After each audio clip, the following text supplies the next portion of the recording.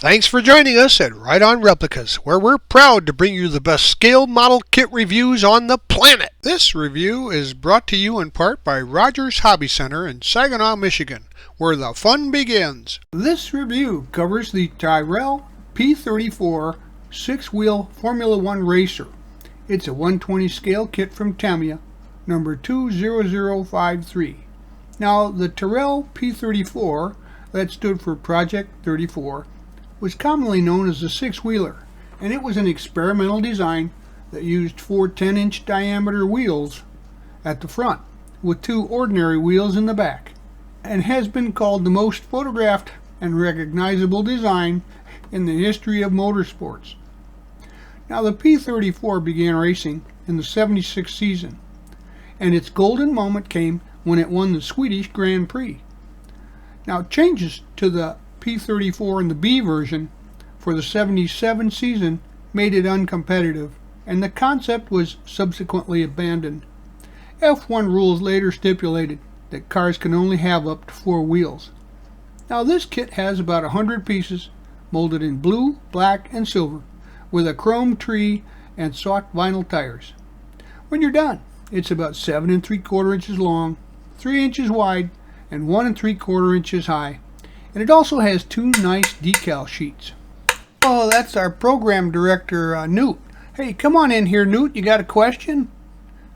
I've never seen a race car with six wheels. Is this the only one? There were other race teams that experimented with some six-wheel designs, but none of them proved competitive. So if it was a winning design, why did they change it?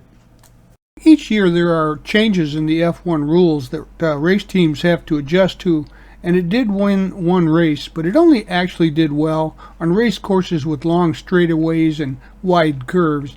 They also had to accommodate for a different driver, and that widened the wheelbase and took away some of the advantage.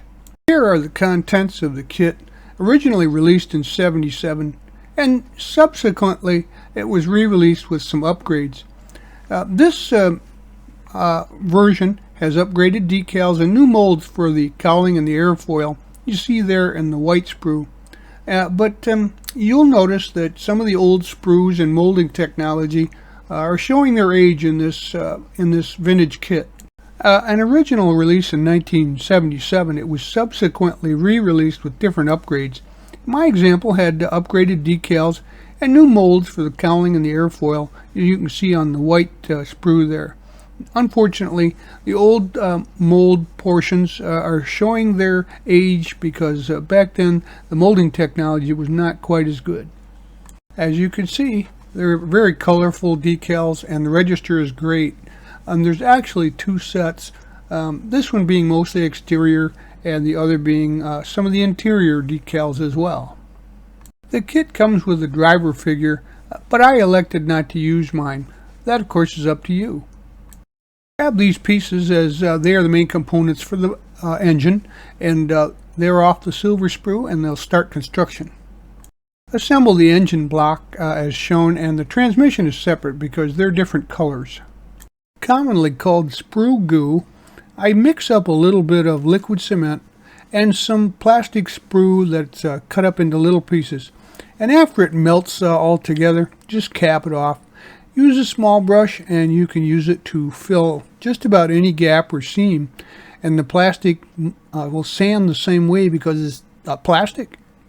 This kit was originally designed to be released with an electric motor, as many of them were back in the day, so I filled in the battery compartment hatch there with some filler. I noticed a small sink that was on this fin, and I decided to put a drop of the sprue goo on it and then let that dry overnight. And once dry, I sanded it smooth and then primed this part with some overall MS 1500 gray. Next, I taped the cowling to the body so that it would be aligned well, and then added some glue to the seams to glue it together. I painted the engine with some steel color, and the transmission gets some gunmetal shades to it. I rescribed some of the detail on the bottom there where I had fixed that hatch, and then I primed both the main body parts in some light gray. This is why the kit is basically meant for advanced builders. Things like this where the exhaust headers are molded in separate pieces to be put together. They take quite a bit of fiddling and cajoling to look fairly decent. Even so, it's not gonna be a perfect job. Assemble the ignition system, and as you can see, it comes with some wiring that you can install there. And right out of the box, it looks pretty nice. If yours doesn't have it, you can always use some 24 gauge wire.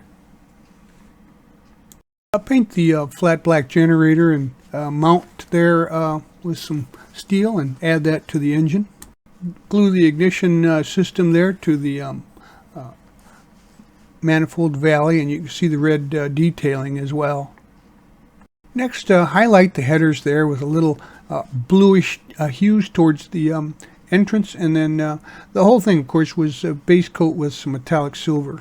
As you can see, the engine is super detailed, and it's a full engine, unlike many of the new Tamiya kits.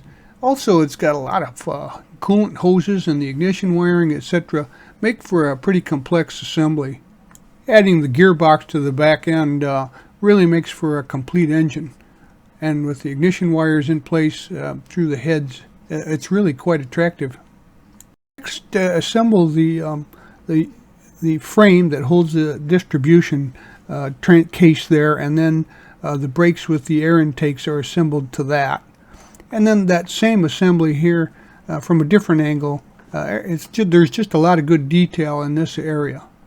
I had a medium blue, so in order to darken it up for the Tyrrell color, I sprayed the blue portion of the body there with a black primer and let that dry.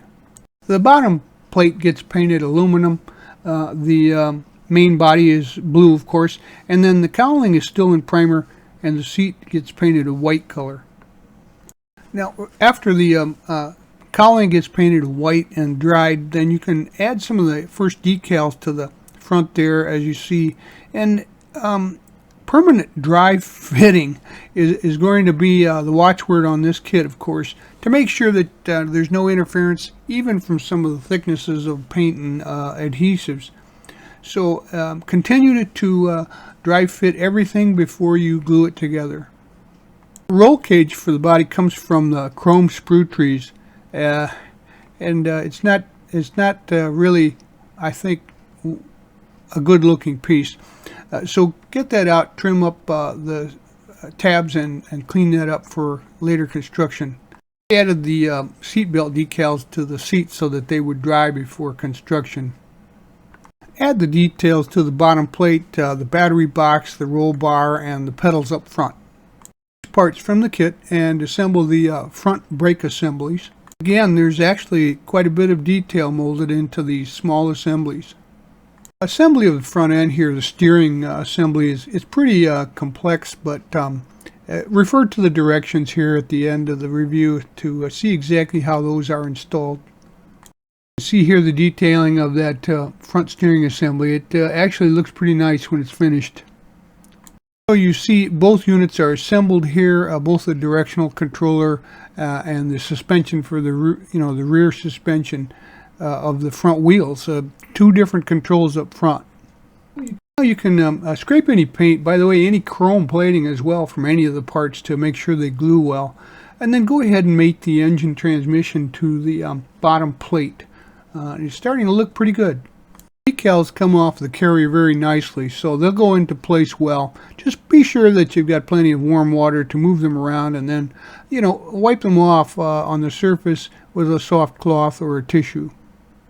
I went ahead and built the bracket here for the wing, and I used the wing as as kind of a base so that I made sure that it was lined when I glued it together.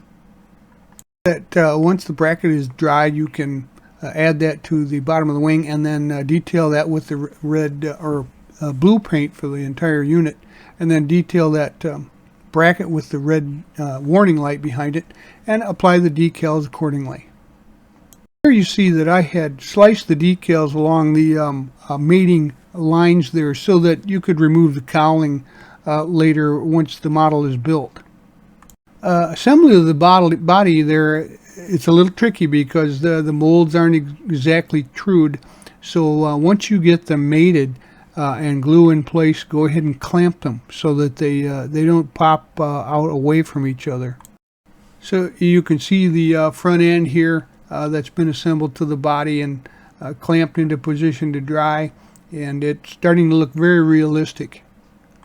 With the decals dried overnight, I sprayed the exterior with a nice clear coat. Give a clear coat to the rest of the body pieces now on the exterior to lock in those decals and let them dry well so that they can be handled for final assembly.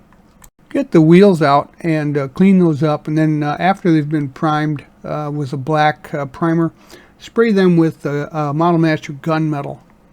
After the wheels are dried, assemble the tires and wheels together and go ahead and clean those up. Try and get rid of that center line on the road surface area, and they come out pretty presentable. If you've got a steady hand, Tamiya suggests that you paint those Goodyear logos with XF2. Additional details are added. You can see the filler cap and the radiators are added to the side body now. Now we'll mate the body to the bottom plate there, and it has a slight warp, so it needs a little help. So I put a little tape on there, a little Tamiya tape, now that the body's good and dried, to keep it from coming apart. There's still a few engine parts left to add. Here the fuel injectors are still on the sprue, and those get painted aluminum. Also, if you haven't added the velocity stacks and the fuel pressure regulators along with this, it's time to put those into place now too. Well, there you have it. Your model's complete. This gorgeous, iconic F1 car will turn heads anywhere it goes, as it did back in the day when it was released. Sort of a flash in the pan, but it sure made an impression. And here's a look at the underside. You can see everything is nicely done once it's finished. As long as you're patient and make sure that the parts fit together, a lot of dry fitting will help. Side view here shows how rapid the thing looks. Although it didn't have a real big success, I think it was an interesting diversion from the standard, which kind of shook up the industry into thinking outside the box. This menacing looking elf was a #1 contender in its day on the right track. So as it came along here, the construction was difficult, but a lot of the Tamiya kits are, if things don't line up for the old style molds. We hope you like this premium step-by-step scale model kit review, and so that you don't miss any more, please subscribe to our YouTube channel by clicking on the right-hand lower logo in any of our reviews to subscribe. Or you can find us on Facebook or our website right on replicas.com. Thanks.